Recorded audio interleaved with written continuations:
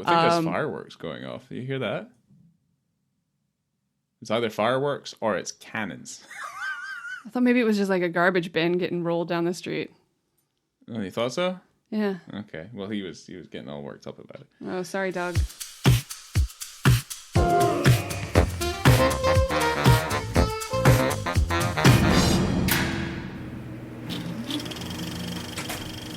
Well, hello there. Welcome to On the Beat, the podcast that uncovers full frontal male nudity in cinema. My name is Laura, and I am joined by my co-host Ryan.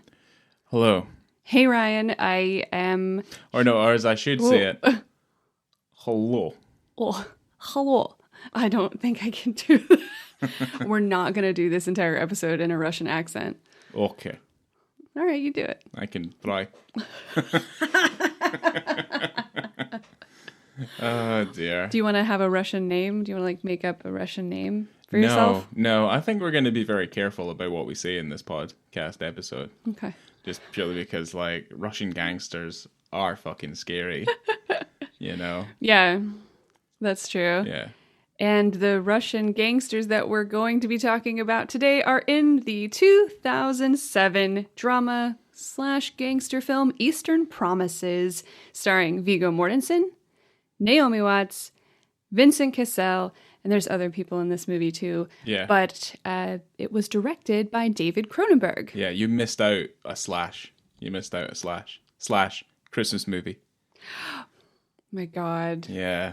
Yeah. Okay. Let me start again. It's because I can hear the sleigh bells like it's December. The Christmas / drama / gangster film. Yeah.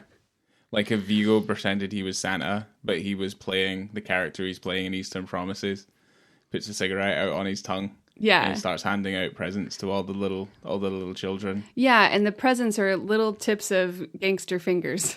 Probably, yeah. What is not Christmassy more than a gangster snipping off a dead man's fingers? Yeah. Yeah. I mean, it really warms my heart when I see that. Yeah, and that and all the vodka. All of the straight vodka. Yeah. Well, how do you... Right out of the bottle. Yeah, no one mixes vodka, do Just they? like Harvey Keitel. Yeah, pretty much. Why dilute it all and have to go to the toilet twice as many times when you can just get straight to the methanol and just drink it all in one go?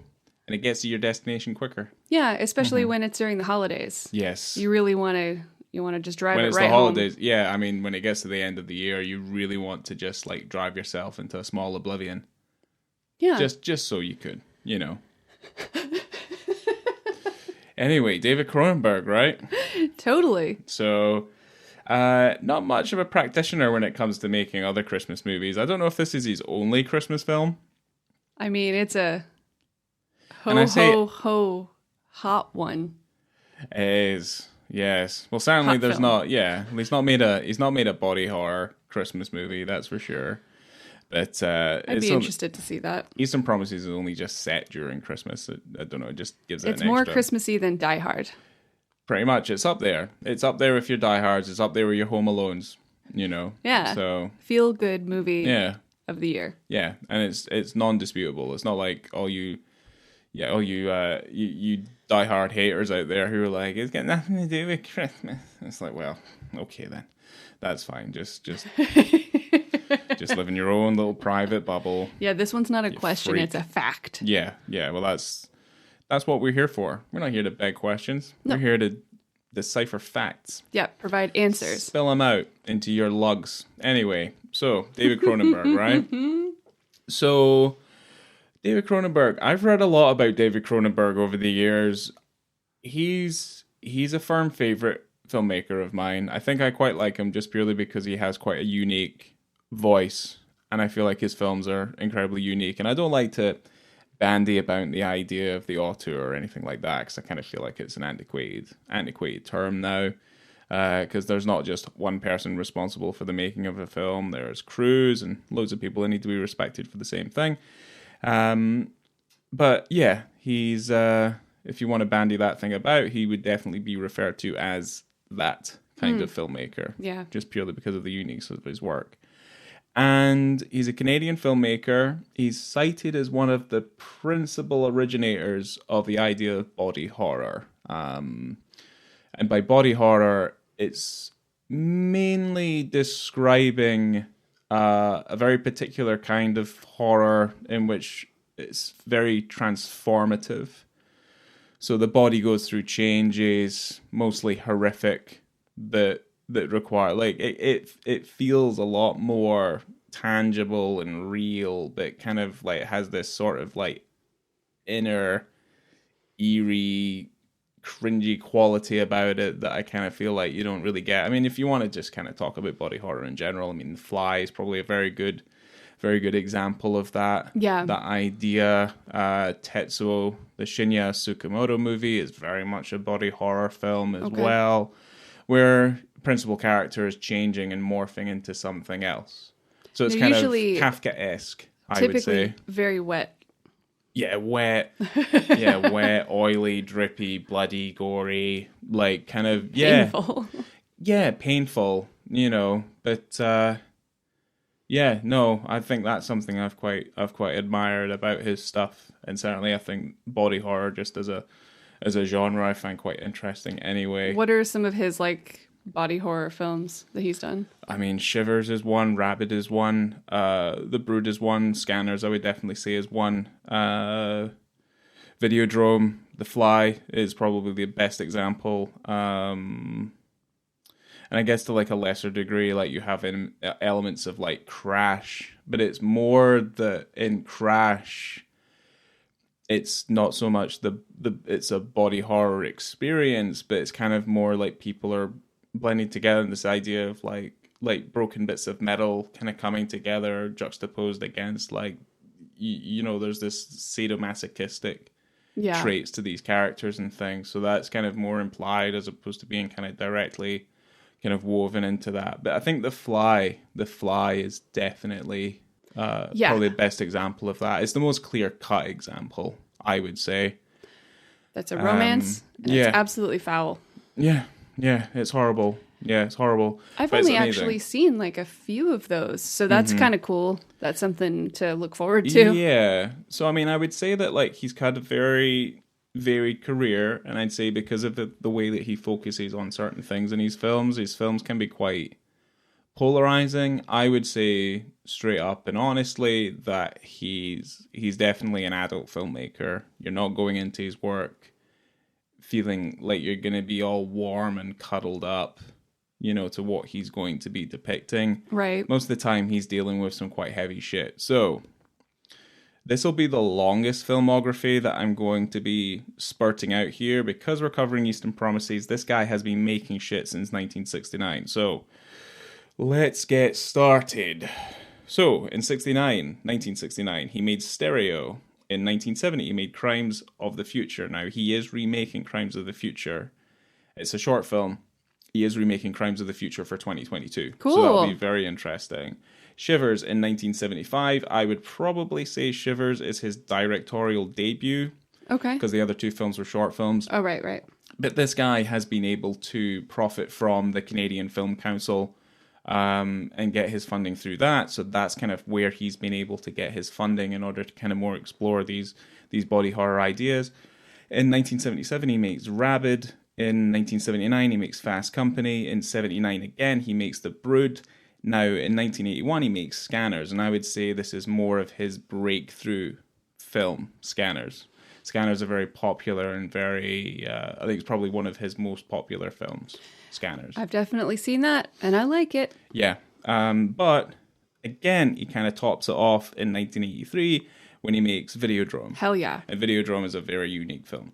Videodrome is awesome. Yeah. In 1983, he makes The Dead Zone. Now, The Dead Zone has Christopher Walken in it. Yeah, definitely. I remember that movie being really cool. Now, in 86... Isn't that a Stephen King written story? Yeah, I think it's a Stephen King thing. Yeah. But, yeah, he's got plenty of adaptations and stuff in his work. Now, in 1986, I would say that his most commercial hit, and that's The Fly. That's the Jeff Goldblum The Fly. Oh, I know. Yeah. And that film's a commercial success. Huge. Now, slightly different to that, we have Dead Ringers in 1988, which I think is a very clever film. You like that film, but I keep asking you to watch it, and you're like, I'm not in the mood. Yeah. I gotta be in the right mindset to watch Dead Ringers. It's kind of, yeah, I mean, I've it's never like, seen it. I really want to watch it. Jeremy Irons playing himself and his twin. Don't spoil it. Yeah, well, they're a pair of gynecologists. It's on Prime. Yeah. What you find with Cronenberg is he does have quite a lot of sexual themes running through his work. And you know how I feel about sexual themes.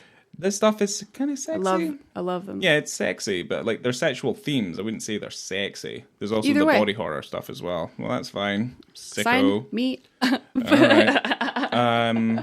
After Dead Ringers, we have Naked Lunch in 91. Yeah. In 93, we have Butterfly. And now in 96, we have Crash. Oh, yeah. Which I would say Crash is, I wouldn't say a pinnacle of his work, but certainly it's like a distillation of a lot of the things that he's been exploring as a filmmaker, and I think Crash just fucking nails it. In 1999, he makes Existence, which is Jude Law.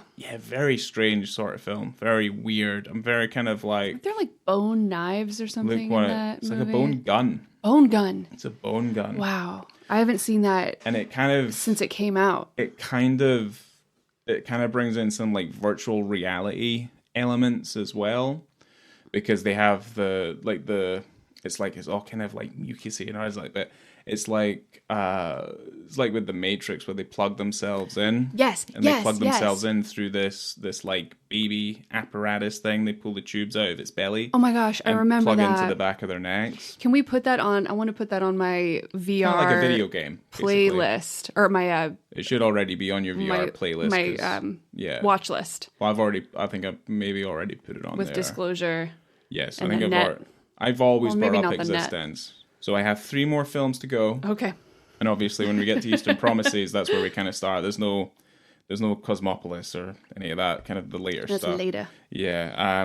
So after Existence, there's Spider in 2002. Now one of my favorites, and I really like this movie, is A History of Violence in 2005, which is technically the prelude to what Eastern Promises is obviously going to be. And then Eastern Promises comes out in 2007. So yeah, I would say that I think they kind of see History of Violence and Eastern Promises kind of married to each other just purely because they've got Viggo in the leading role. But unfortunately, a lot of his films we will not be covering because they just don't really have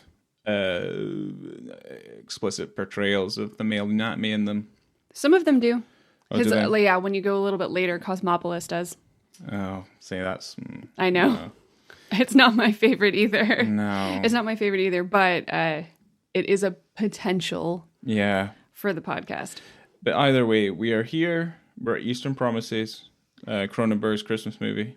Absolutely. Yeah. So Absolutely. And if I may say so, one of my all-time top favorite scenes. it's pretty good. Like, the scene that we're going to be talking about today. And I'm talking just in film in general. Oh, really? Okay. When I think about it, I love that scene. It's scary. Okay. It's very visceral. It's wet. It's bloody. It's scary. And it's vulnerable. Like, it's got all the things. And it's a naked Viggo Mortensen. I'll have some things to say about it, maybe to its detriment. But when we get to it, That's then fine. we can get there. It's something that doesn't leave your mind. When you ask someone about, have you seen Eastern Promises? And you go, oh, is it that scene in the bathhouse? Yeah. Well, here's my thing. When I saw Eastern Promises in the cinema, and that's the only other time other than watching it today for this episode. This is the second time I've seen the movie. Okay. So there were certain things I'd remembered, and there were certain things that I'd forgotten. I did not forget about the fucking snipping of the fingers. That was something that always would have remembered. In terms of like him getting all naked and stuff in the bathhouse, I guess like just because things like that just don't really compute in my brain if I remember seeing dick or not. It doesn't really faze me, but even still, it's quite an intense, memorable scene. Yes, You don't really see stuff like that. No, but Never seen anything like that. Yeah, I would say the scene itself is relatively quite brave. Okay. Laura. From Letterboxd. Oh, from Letterboxd. That's where I like to start. Yeah, it's our haven of information. Letterboxd. Yeah. A Russian teenager living in London dies during childbirth but leaves clues to a midwife in her journal that could tie her child to a rape involving a violent Russian mob family. So, Right. my issue with this synopsis is is how it seems like the pregnant teenager is the main focus. Well, and is specifically intending to leave clues Yeah. in her journal for the midwife, which is Naomi Watts, which is not true. It's not it true. just happens. Yeah. It's an accident. You know, this young teenager starts hemorrhaging blood while pregnant in a corner shop. Yeah. And gets taken to the hospital, and Naomi Watts, who's the midwife there, ends up taking care of her.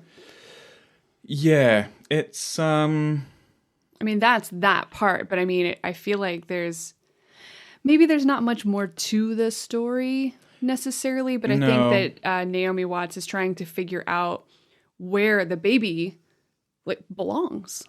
Yeah. And then gets entangled in a Russian mob situation in London.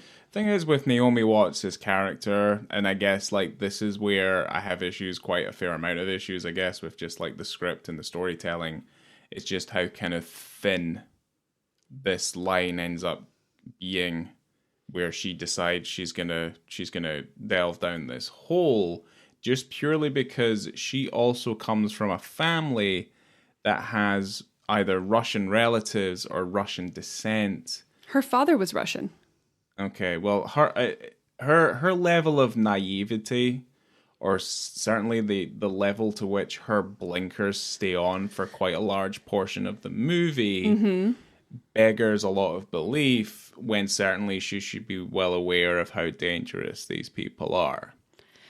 It's, you know, I try to chalk it up to her having not like a mother's intuition or something, or protection over this child, but I think she just feels so bad. And also she had recently, you know, lost a baby. Yeah. So she's like, all right, you know, I'm going to take care of this kid. Yeah. And taking it upon herself. Really, in an inappropriate manner, first of all. Yeah. And an irresponsible manner. Yeah, she doesn't do a very good job of it. But certainly she doesn't. I don't she think. Gets it, you know, she gets it done. Yeah, I mean, it's not Naomi Watts' fault, because I feel like she deals the role relatively competently. I just feel like the Stephen Knight script, the story that he has conjured up, I think there's a lot within the special features, and there's a lot within like the featurettes and stuff that we watched on the DVD, where they kind of feel like, or at least Cronenberg feels like, he's wanting to create this quite layered and interesting kind of insight into this quite unknown world. And I just feel like the story itself gives you those opportunities to do that. It's just so incredibly thin, and just a little bit kind of ends up shitting the bed by the time it finishes. I don't know. I don't necessarily agree with that, but I also find it odd that the story was written, script is written, you're making a film, you cast Viggo Mortensen, and then Viggo Mortensen ends up doing an insane amount of research into his character that ends up changing the film in a way. Yeah, completely. Where almost.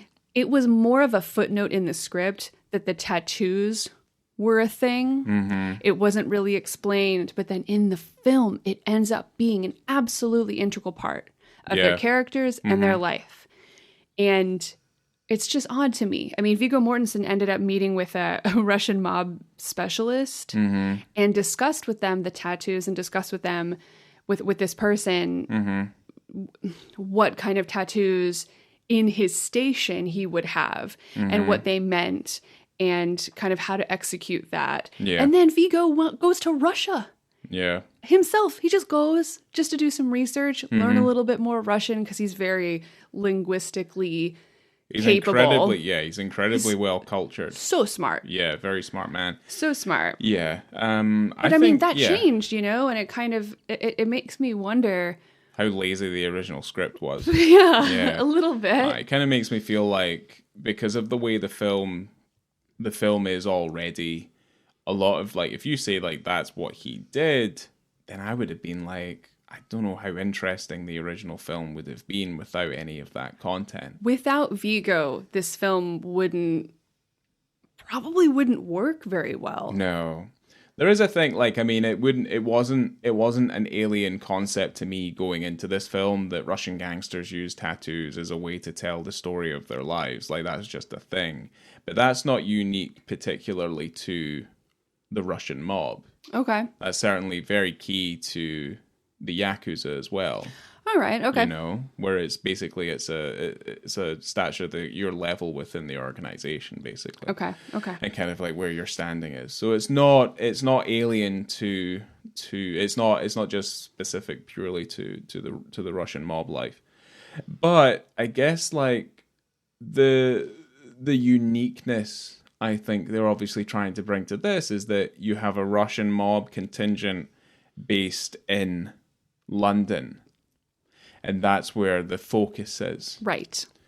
Which I think is okay. I think that's relatively quite interesting. But purely because it's set in London and they're dealing with this is where we're primarily highlighting and focusing on the human trafficking element of this side of the mob. Oh, right. Yeah. And what they're doing. So obviously they're trafficking young girls. Yeah. From Russia, from Ukraine, and bringing them over to the UK, and seemingly this is a problem. This is a real life thing. Oh yeah. But I'm assuming that's why it's called Eastern Promises, is that they're trafficking these girls on the basis of being like, you'll have a better life than what you have right now. Of course. If you come over with us to the UK. So yeah. That's quite sad. It's horrific. Yeah. And it never really shies away too much from showing you the incredibly dark side to this. I guess like that's very much a kind of hallmark of Cronenberg stuff, is that it is incredibly dark and unflinching. And it's incredibly violent. There are some elements of it that are It is rough. It is rough at points. Yeah, and there's times during this film where I don't know, when I'm watching a movie and something really intense happens, I tend to just cringe and look away. I'm trying to get better at that, But there are some really horrible moments in this film. Yeah. And there's also some really funny points as well that maybe shouldn't have been so funny, but I think like the film begins and I feel like it really handles the tone quite well. And I think one of the main things, and this is I think Vincent Cassel and I think Viggo really fucking sell their partnership together, but also they really sell the idea that there's a hierarchy. Yeah. And who plays Vincent Cassel's father? I can get his name. Yeah, so he plays effectively the mob boss who owns this restaurant. He's the restaurant owner. His role, I think he does a fantastic job of playing a relatively quite understated kind of mob boss, but he's terrifying. Yeah, he's very scary. His name is Armin Mueller-Stahl. Cool. Okay. And that's not his character's name. Because the thing is, he's like coming into this. He was in the game. Yeah. He came into this because there was a couple of interviews with him. He came into it already, obviously, with the basis that, Marlon Brando's already played a very similar character to this. Al Pacino's played a very similar character to this. Yeah. It's like, how do you bring your own brand of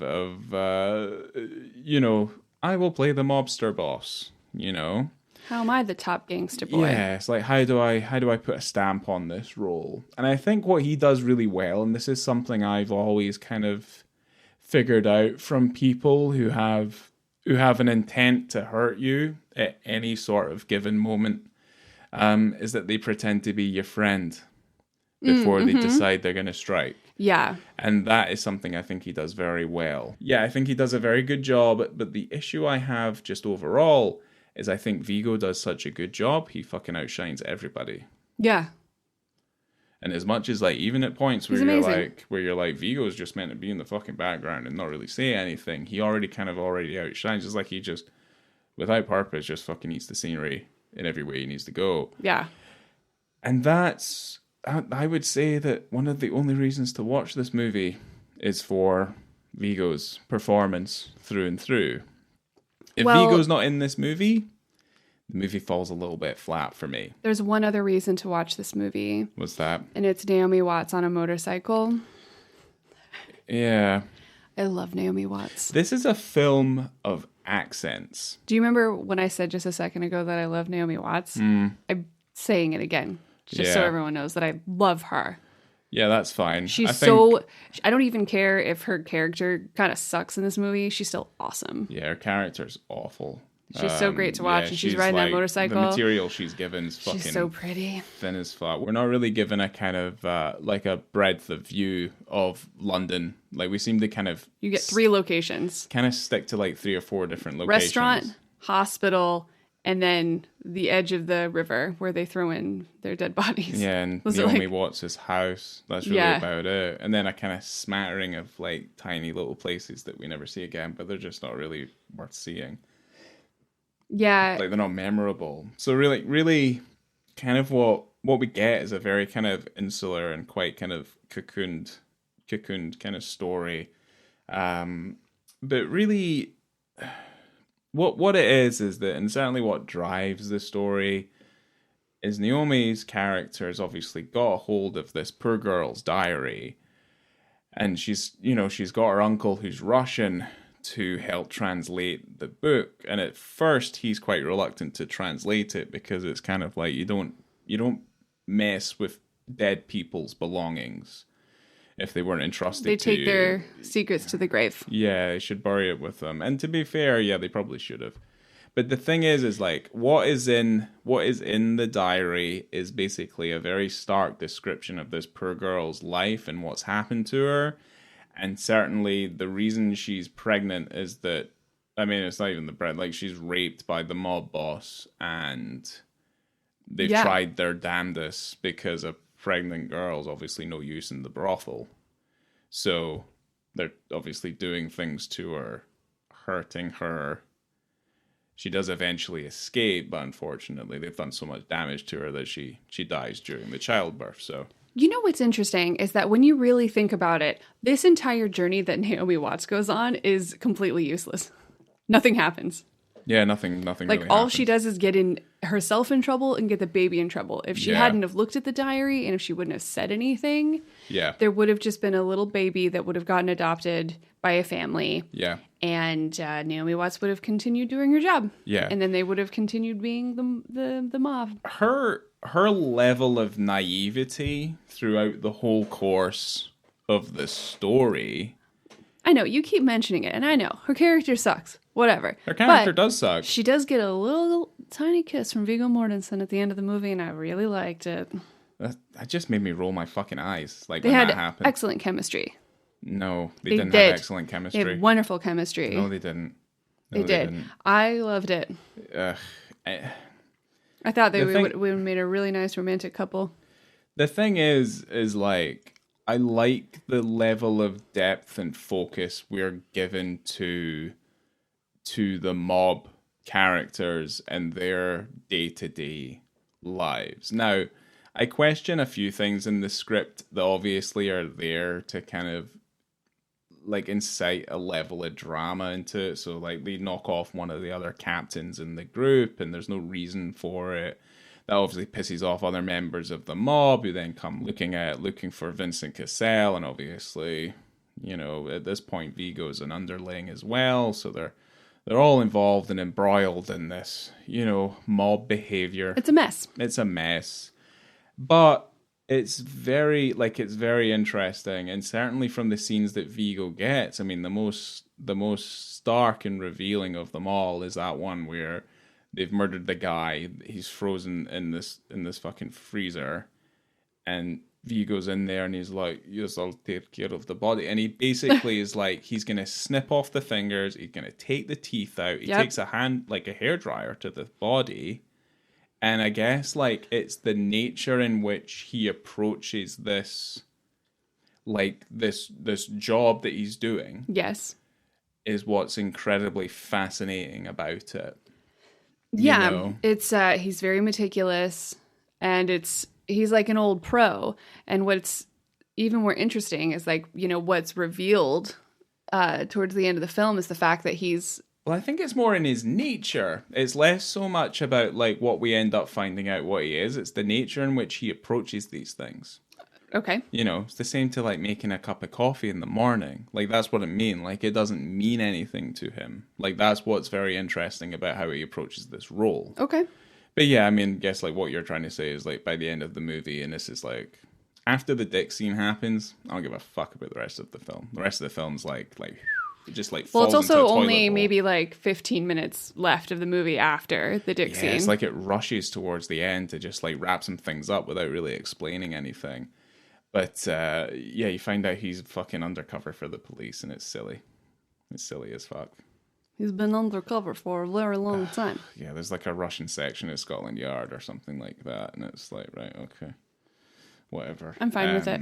Yeah, so I think if you go in there and you're like, okay, and you just kind of disregard the last 15 minutes, I think you can be treated to quite an interesting insight into this world. As long as you can stomach a bunch of the stuff that happens. Are you done crapping on the movie already? You crapping on Naomi Watts? No, I wasn't crapping. Crapping on the story? No, I'm not crapping on. Pooping on it. I think that Still a good movie. it's fine. I have a question for you. What's that? Have you ever met a girl named Tatiana? Yeah, I like to make love to girls called Tatiana. Oh, well, there was one that was raped and she's dead and also had a baby. Oh, I don't know her. You never met anyone. You never met anyone named Tatiana. No, I haven't. No, Oh, that's weird. true. No. That's a scene in the movie. Like, and that's the thing. Like, that's the one thing where it's kind of like life and death to these guys. Like, it's completely second nature. So, like, the way that they approach things, you'd be absolutely it'd be like, that's abhorrent. He just like laughs his fucking way through these sorts of conversations. I mean, how are when you he going to does live it. otherwise? Yeah.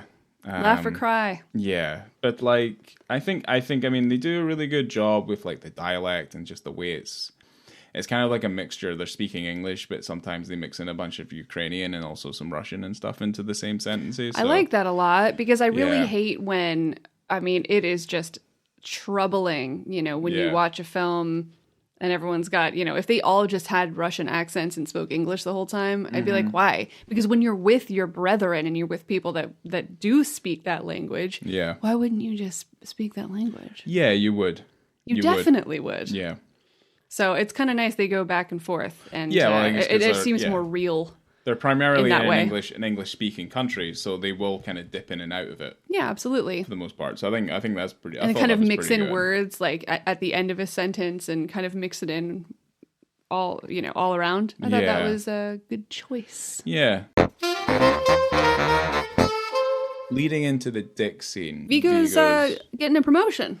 Viggo's getting promoted to captain. So he's instead getting of his being stars. a car driver, chauffeur, driver. Well, I think like, he calls himself the driver, but I think he's like the body disposer Yeah. and also the fucking muscle. Yeah. As we find out. Yeah. And so he gets a promotion from Papa Mob Boss, the bad boy, So basically, rapist. the mob bosses all meet together, and this is a really interesting scene. This is why this is where the film kind of has moments where it shines. Is that they all meet. This is all completely in Russian as well, which I really enjoyed. Yeah. And he sat there just in his underwear, basically exposing all of his body, and his body's covered in tattoos. Yes. And basically, the tattoos say certain things about his life and how he's come to be. So, like, where he went to prison, where he did this, where he did that. You were a thief? When Yes, he first I killed a was. man, blah, blah, blah, blah, blah. And this is like, I mean, again, I think this was maybe unintentional, but then he starts talking about like his parents. And he says like about his father worked for the government and things like that, blah, blah, blah. One of the mob bosses goes, well, your fucking father was a fucking coward or whatever. So he's like, I don't have a father. He's like, I don't have a father, basically. And then, like, they're having one conversation, and there's this, like, I'd say the little mob boss guy with the mustache. Mm-hmm. They're just having a quick conversation. He goes, your mother was a whore. Yeah, and then the guy sitting next to him is just staring at him like, Jesus, Greg, what's your problem? Calm down. It's like so angry. And he's like, yes, I do not have a mother. Yeah, but there's been things like there's certainly a little bit more depth to Viggo's character because he's had little moments of respite all the way through the film where he's shown a level of mercy and he's lied to, like, you know, Papa Mob Boss. Yeah. Yeah, I thought that was funny. That was really funny. Yeah. I didn't notice that before. It's That little look. Yeah. Almost as funny as his pronunciation of Edinburgh. How did he do it? Edinburgh. Edinburgh. At the Caledonian Hotel. Yeah. Well, there ends up being a situation where newly promoted Viggo is invited to Bathhouse. Dig scene. To chat about work and job stuff. You know, and he gets invited by a guy who had recently been blown off by Big Papa Mob Boss. Pretty much, yeah. I told him not have any issue with him with his family again. Yeah, he's like, stay away from us, whatever. This is also a character who doesn't have any tattoos, so for whatever reason, he's not like intrinsic to this, that he owns like a barber's. This is the same place. Maybe he's like a logistics guy. The captain was the money knocked laundering off. Guy. Yeah, for whatever reason, he's been in this kind of situation, obviously. So, for whatever reason, the brothers of the person who was killed have come to him, and they've tricked them into thinking that Viggo is the Vincent Cassel character who ordered the hit before. It's getting very convoluted, but basically, in short, Viggo's gonna get attacked. Papa Mob Boss is the one that ordered the poor hit on Viggo, and Viggo's going to get attacked in the bathhouse. Yeah. And this is quite a long scene, and it's very intense. Mm-hmm. But yeah, these two brothers come in with these kind of hooked knives. Yes. And just really go for Viggo. Mm-hmm. And Viggo had been sitting in the bathhouse, obviously in a towel, because you're in like a steam room, like you're in a Russian bathhouse. Mm-hmm. And that towel just instantly drops. Well, the thing is, he's sitting down, first of all, and the camera tracks into him because he sees the people coming in from the door that's on the other side of the room. There's also another couple of guys who are in the steam room as well. Those poor men. Yeah, it's pretty funny. It's pretty funny. But he's sitting, he's got his legs splayed wide open. You can already see his dick at that point. But then obviously when he goes to do the fighting, he is completely naked, and this scene lasts for a good 5 minutes. Yeah. So it's a very long scene of just kicking, punching, elbowing, knives. Yes. He's getting slashed with these knives. Back and forth, they're running around, throwing each other around on the ground. Yeah. I mean, it's really horrible. It's really quite horrible.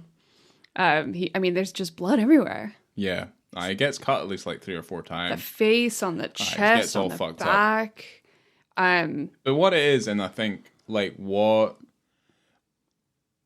I guess kind of we'll go into context and things, what justifies this and it feels a little bit more original is the fact that he is completely fucking naked, he's completely exposed, and it's very visceral and it's very revealing. Yeah. And it's it feels like some of the things he does, and I wouldn't say it's the most violent thing you've ever seen in your life, but it feels incredibly raw. Which is something that I quite appreciated about it. And I think because of Viggo's bravery within portraying this character and just being completely naked, is that you can just see everything and everything that kind of happens.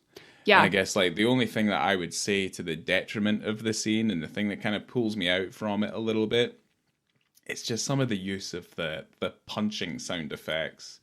Really? Yeah, they sound a bit stock and weird. I did not notice that. Yeah. I'm just too worried about him getting cut with that knife. Because I always just looking out for his balls. I always like a good fight scene that strays away from your fucking Rockies. You know what I mean? Where it I want it to sound like it's hitting packed meat or something. It doesn't feel like it's whoosh, kind of hit. It doesn't sound like fucking Batman 69, you know? I want it to feel a bit more real, because if you punch someone in real life, it doesn't sound like that. It doesn't sound like you've slapped a wet fish. I've never punched anyone in the face before. It's like, it's about as stock as the Wilhelm scream. I think that's the only thing that kind of prevented me. Plus, I mean, the scene itself, and this is more probably a Cronenberg thing. I think the scene is just a little bit too bright. Oh. Wish it was just a little bit darker. No, I don't disagree. I think it was just as bright as it needed to be. Yeah. But there's a lot of claret getting flung around. Viggo does some horrible things to these men. Yeah. Like, he kills them in a very, very disturbing fashion. And he does it all completely stark bullet naked. Yeah, it's interesting, too, because that wasn't a part of the script. It's not as though it was written in the script that Nikolai goes in there, then ends up naked and fights naked. It wasn't in there. It wasn't in the choreography. But I guess Viggo and Cronenberg were having a discussion one day, and Viggo goes, It makes sense. I got to do it naked. Yeah, it makes sense. Because the towel wouldn't stay on. No way. It wouldn't. If stay it on. stayed on, it'd be a magic towel. And if it was I anything... can't even get the towel to stay on, like, like in regular life, let alone when I'm fighting for my life. Yeah, that's true. I mean, there's been plenty of times where I was just like, I wish this towel would stay on when I was fighting a couple of guys with knives in the bathhouse. Yeah, you but know no, what I mean? you just got to get it done. Yeah, crazy. It was a 3-day shoot for that bathhouse scene. Yeah. And Viggo got massively bruised. Like, he got real hurt. But he didn't tell David Cronenberg. He didn't say anything, but only the makeup people knew. Because they had to patch up his bruises every day. Viggo's one of those guys, though. It's like he was like on the set of Lord of the Rings, like a knife went and came towards him, and he drew his sword, and he was able to deflect the knife away from himself. There's like, that scene. That guy does some shit. There's that scene where they were chasing Merry and Pippin in was Two Towers, and he kicks an orc helmet on the ground, and he breaks his fucking foot. Oh, right, okay. And that's the shot that's in the movie, and he screams. And he's probably screaming because he broke his foot, but he like just made it into like his frustration scream, and he like went to his knees. Yeah, this guy does some badass. shit. Yeah, he does some shit. But Viggo Mortensen's really cool. Viggo's awesome. Yeah. There was like a movie he was in where he really liked his horse, and they got along so well, and he bought the horse, and now they're best friends. Yeah. He does music and stuff. Yeah. He's cool. Yeah, he's like a fucking Renaissance man. Yeah. You know, but I got a lot more to say about this dick scene. Oh, do you? That's my whole page of notes.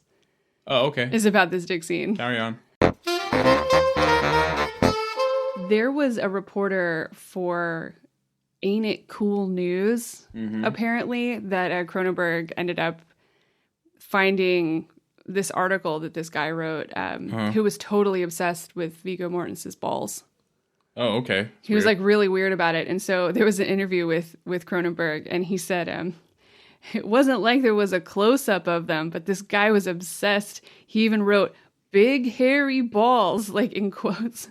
And he's like, they're definitely there as you would imagine, but it's only if you're looking like for them frame by frame, and you're going to see everything at one point or another. And of course, a lot of the time it's going to be slightly blurred because he's in motion. I mean, yeah, fair enough, but it's not like it's not one of those 1 hour photo type of moments where you have to like pause and go like, did I see a dick? Like you're like, I saw his butthole, I saw his balls, I saw everything. Yeah. And why wouldn't you? Yeah, he gets himself into some precarious positions, like Absolutely. double door on the floor and stuff like that. So there's a part where he's like on top of the guy before he stabs him in the chest, and his balls are on the guy's leg. Yeah. Of course they're going to be. Yeah, of course they are. Because, why would you shy away from that? But I think that's what happened a lot of the time when they were filming it, is that Cronenberg would just let them do it. And he would just film it as it happened, obviously. Right. You know what I mean? He's not over-directing like what's happening. And we're not talking about, like, it's not gratuitous. No. At all. Like, it's the fact is, like, and this is the reason why this scene kind of works a little bit better, is that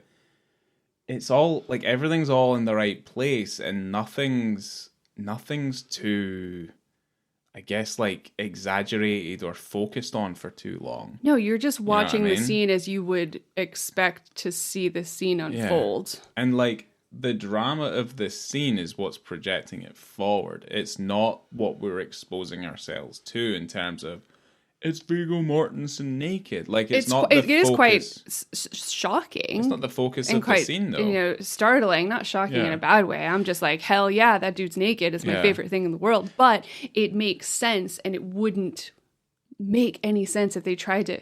You wouldn't be in a bathhouse wearing anything other than towel anyway, unless you stapled that shit shut. Yeah. That thing's coming off, baby. And if they only shot that in a mid, from his torso, you'd be like, what the fuck is this? But here's my other thing, and this isn't to go against, like, Ain't It Cool News. I just love that Cronenberg just, like, really honed in on this guy who's like, why does he keep talking about Viggo's balls so much? The thing is, and, like, whether or not Cronenberg's saying it directly or indirectly, this is a prime example as to why certain things happen in the film industry is because of press response to it.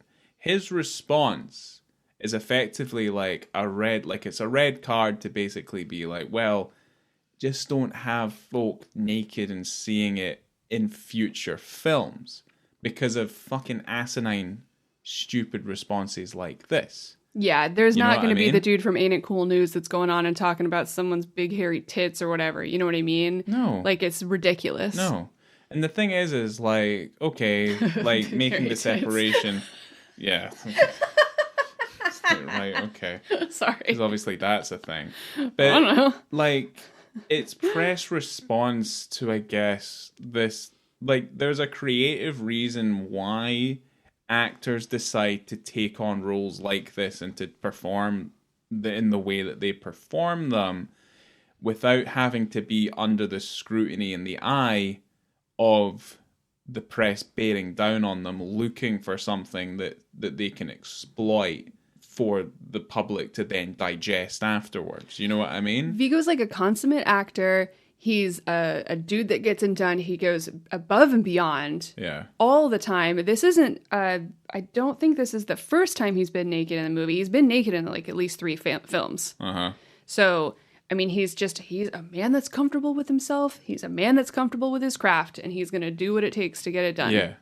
I just think that responses like that don't help the situation. No. Because certainly if you're looking to try and create some level of balance, and certainly I think now more than ever, like, you're looking at TV shows and films that use prosthetics or they use stand-ins more often than not, then We're looking at you, HBO. Yeah, pretty much. Stop. Can't be like, oh, we've got penises in almost every single first episode of all of our new shows now. Because of asinine responses like that, and I feel like that's just the media in general, and that's not very specific or particular to like what we're covering on the podcast, because at least I feel like how we cover things on the podcast is we look at the art of it, and certainly me more particularly, I look very much at the kind of scrutinizing the context and like the reasoning for it, because as much as I feel like... You're saying that I don't look at that? No, I think you have to defend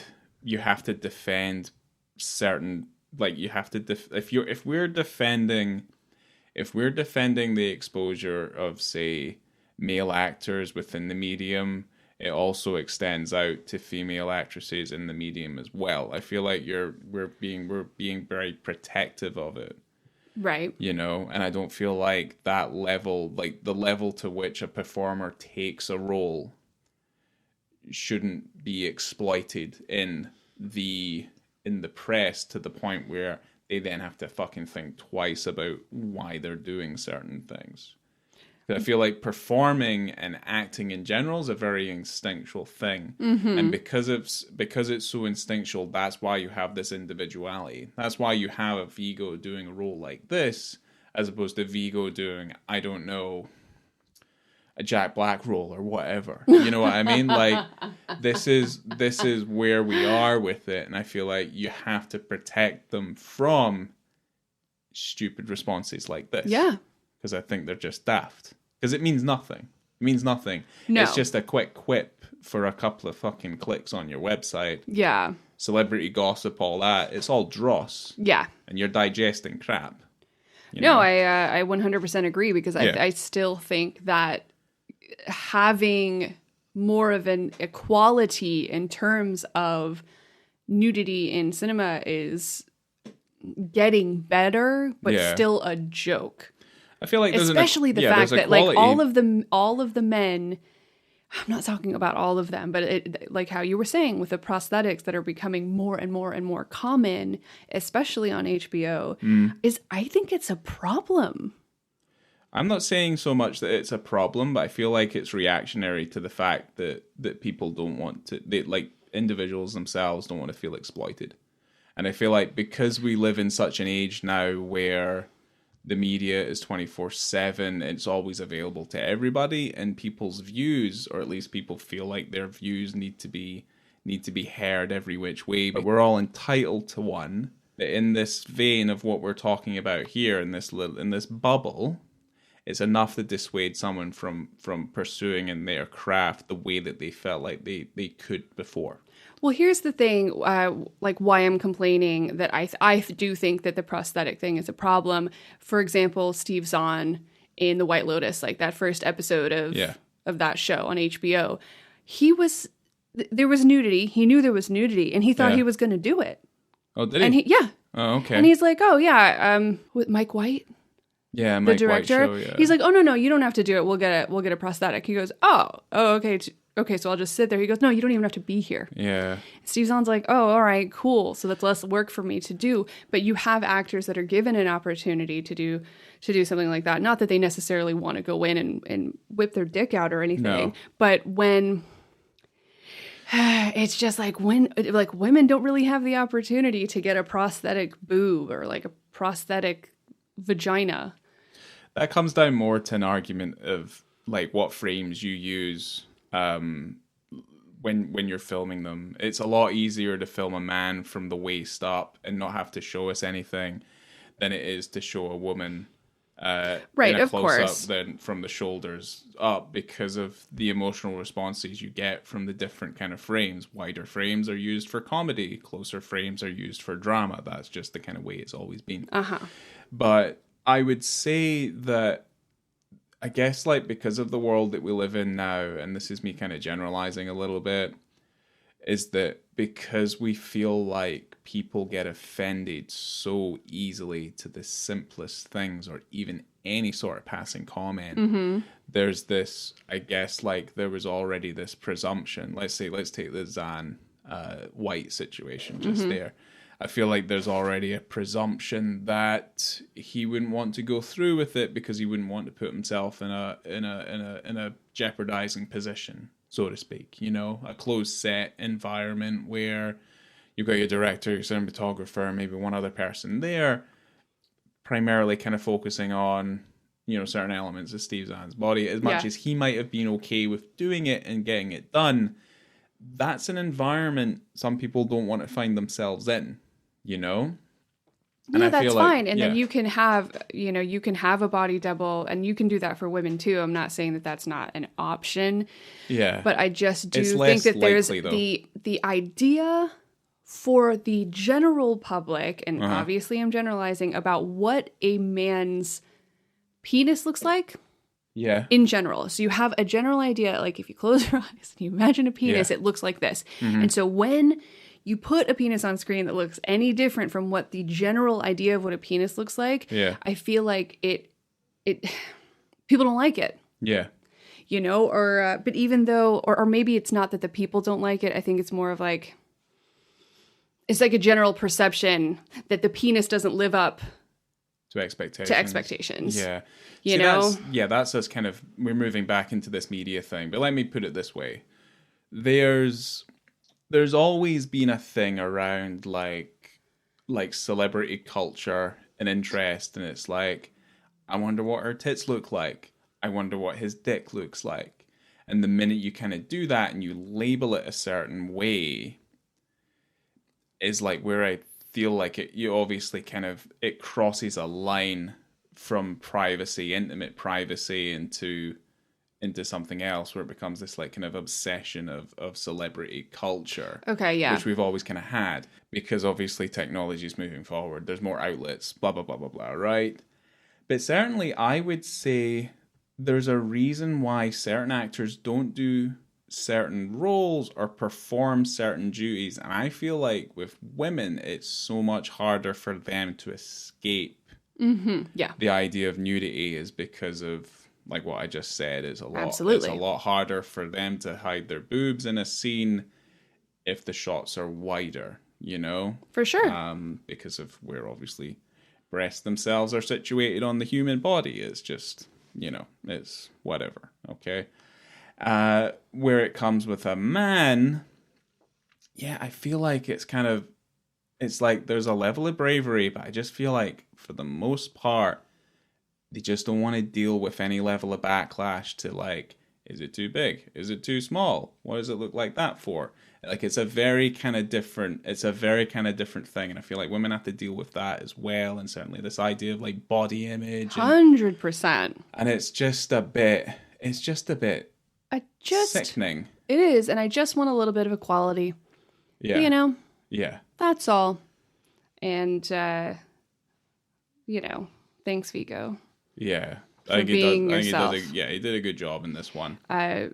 Viggo had said that during the shooting of this particular scene, he would come over and Viggo would be like sprawled out in between cuts and Cronenberg like, oh, sorry. And he'd make like an inappropriate joke and then walk away and then just be like, oh, let's do another one. Trying to just keep it kind of light and breezy, even though this is like really intense and really difficult, that scene. But Cronenberg would just try to make light of the whole thing. That's how he's always approached, I guess, like not even like that, but like just his sex scenes and stuff. Because Adrian Lyne had the exact same approach. It's like the only way you kind of stop something that's, because it's very uncomfortable, like you're kind of naked or you're doing these things like in a situation and you're also surrounded by like, 20 crew members or Grips. something at any one time. Yeah.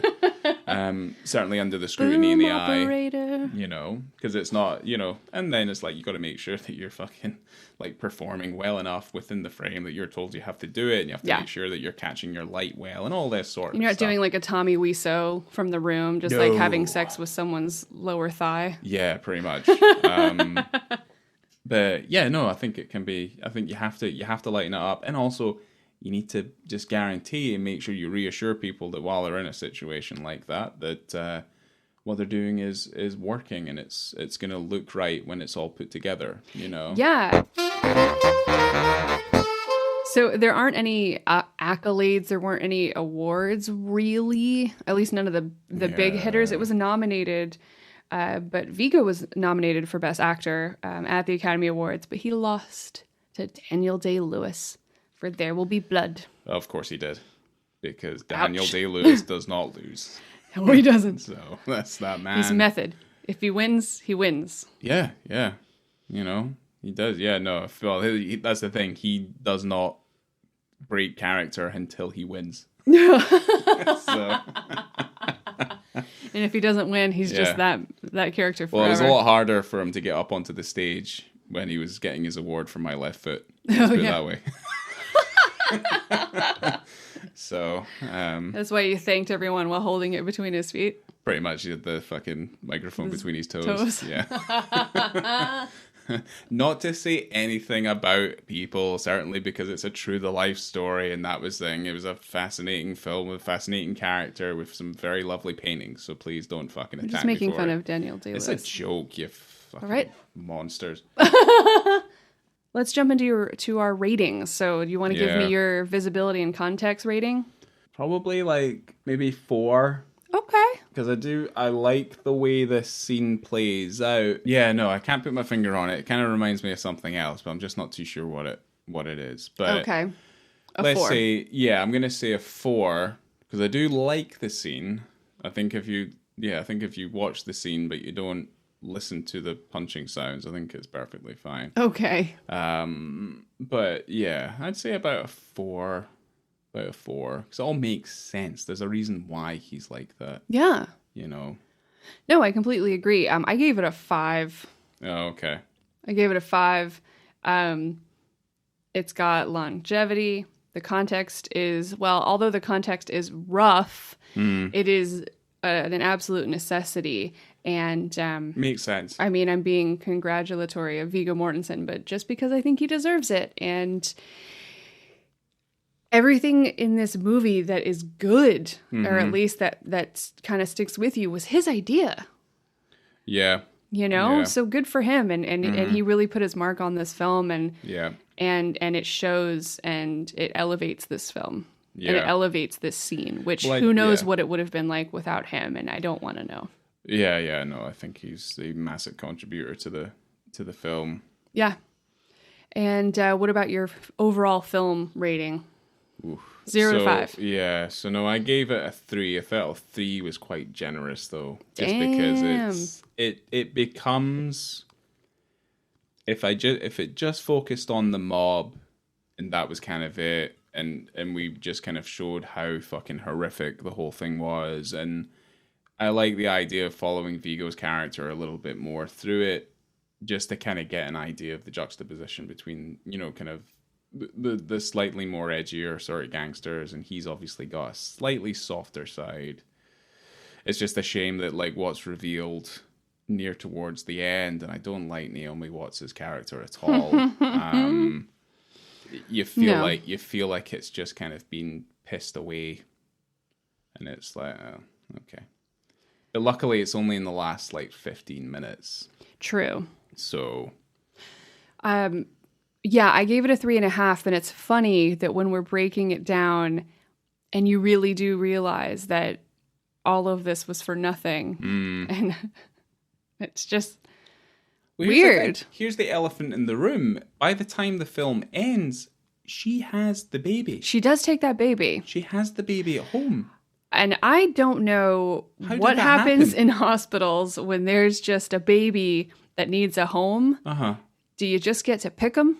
No. I don't think that you do. No, She has to go through the system. They go through the system. And she has to be, you know, an eligible foster parent or an adoptive parent. And that takes forever. I don't need an extra 20 minutes added to the movie explaining how she got the child. It just, the way that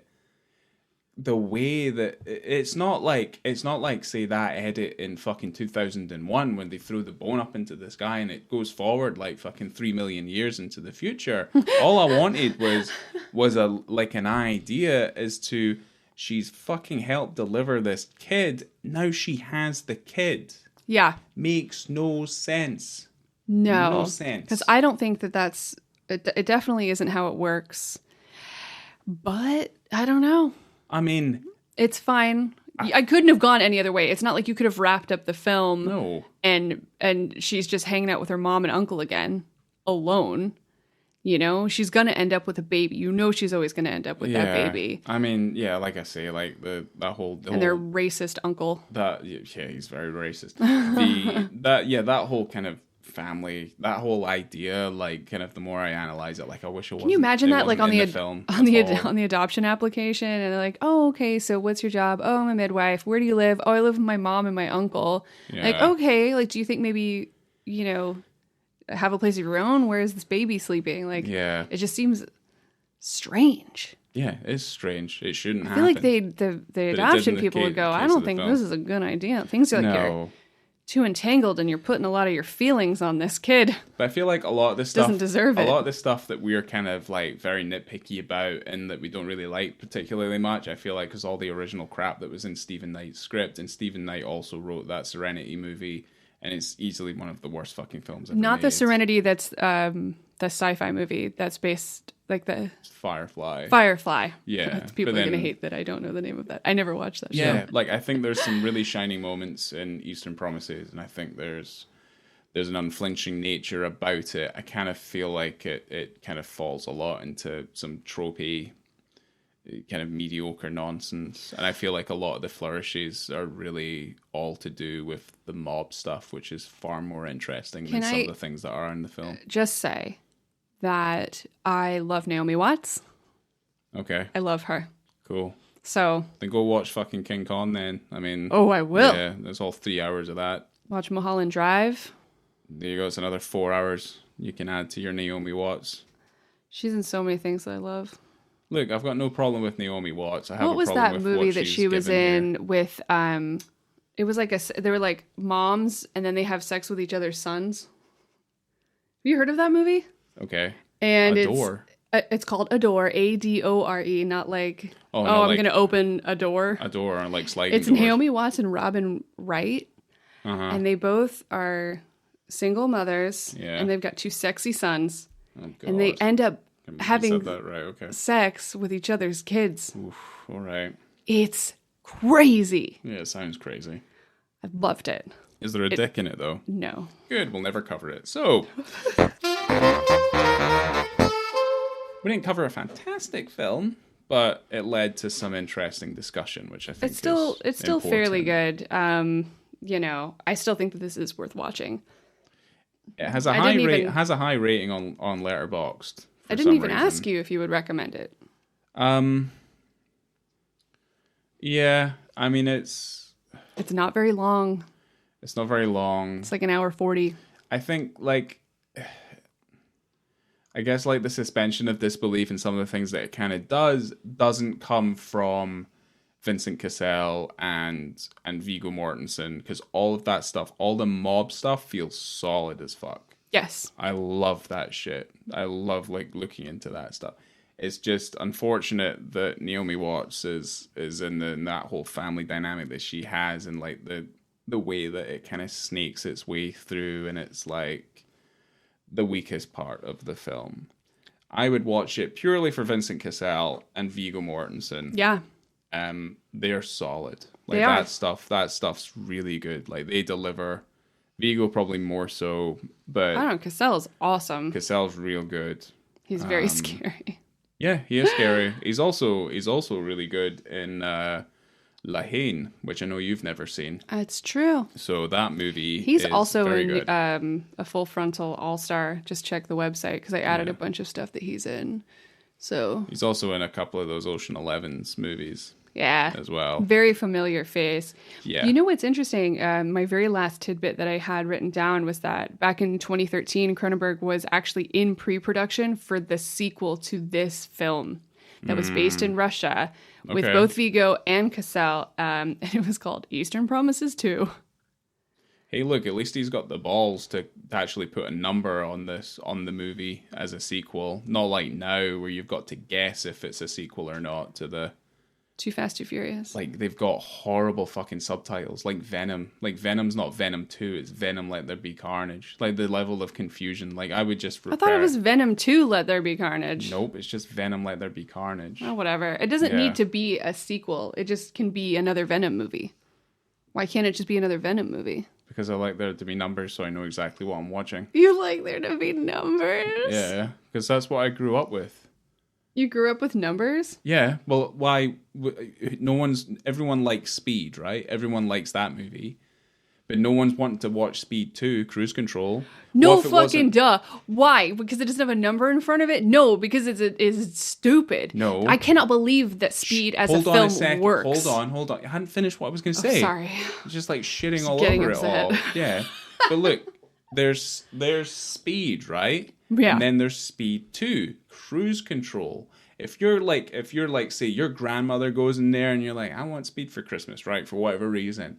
And they fucking pick you up Speed 2, Cruise Control. What if it didn't have the 2 on it? They'd just be super confused. And they're like, well, look, it must be this one. It must be Speed, Cruise Control. No, it's not. It's the fucking shitty fucking sequel to the Speed movie that they obviously did want.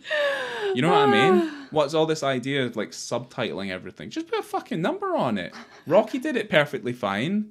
Friday the 13th movies, actually no. Yeah, Friday the 13th movies, they did it pretty well. They put numbers on everything. Halloween didn't. Nightmare on Elm Street didn't. But then they had like other ones like Wes Craven's New Nightmare and stuff that were like kind of standalone things and all this other sort of It's a stuff. good one. Yeah, at least Friday the 13th, at least they fucking stuck to it. Even when like Jason X came out, it was still the fucking 10th film. It doesn't matter, right? Jason Goes to Hell. Yeah, and at least Fast does it. I mean, the Fast movies are like, some of them are pretty bad, but you know what you're going into, right? But at the Wrong. same time, at least they have All the decency. good. They have the decency to fucking number them so Perfect you know films. exactly what you're watching, and it's not a confusing minefield mess, you know? Okay, so the reason that we don't have Eastern Promises 2 is because the now former CEO of Focus Features shut it down.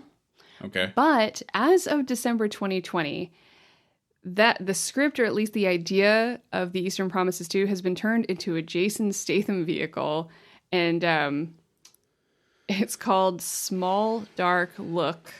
Okay. And the director is a Danish director called Mark Zand Valette. Okay. But there's no news on that ever since like It's because it's gonna die. Like no, it's nobody cares. No, it's not gonna come out. Nobody cares. It's not Eastern Promises 2. And plus, when they say things like it's a Jason Statham vehicle, I know. I it's wrote like, that. I wrote that myself. All right. Well, look, it's no like, one said that except me. How many films is that man made that are almost completely forgettable? Countless. 0. All right. Whatever. So Crank 2, High Voltage. yeah, at least that's got a number on it as well. So at least you know it's not just Crank High Voltage. See, look. They're both really good though. Yeah, they're both really good movies. I haven't got any problem with them. Yeah, look. Anyway, we're done. Thank you, Ryan, for talking with me today and our Christmas episode. Absolutely exhausted. And happy Christmas, Merry Christmas to everybody. Yeah, Have a great so New Year's. Happy for this year to end. And yeah, make sure to buy a used copy of Eastern Promises and give it to all your family this Christmas. Yeah, they'll really appreciate it. Yeah, they'll love that. Or at least that. put it on your Christmas viewing list. Yeah, put it along with Die Hard and Home Alone and The Apartment. Jingle All the Way. Hell yeah, Jingle All the Way. Just like pop it in. It's good family fare. Jingle All the Way. Eastern Promises. It's such a good movie. Yeah, And yeah, great. Thanks again, guys. Yeah. And have a good one. And toast with your eggnog to Viggo cutting off some fingers. toast with your vodka. Your eggnog is Christmassy. Right, but you put your vodka. I know, put some vodka in the eggnog, man. eggnog. I don't know, just fucking do whatever. It's just Eggnog's Christmas really reference, right? Whatever, right? Okay. Close it up. Coming to you from the Trans-Siberian Restaurant, I have been Laura. I'm Ryan. Thanks, guys. Merry Christmas, and we will see you next year. Yeah, Merry Christmas. Bye. Goodbye.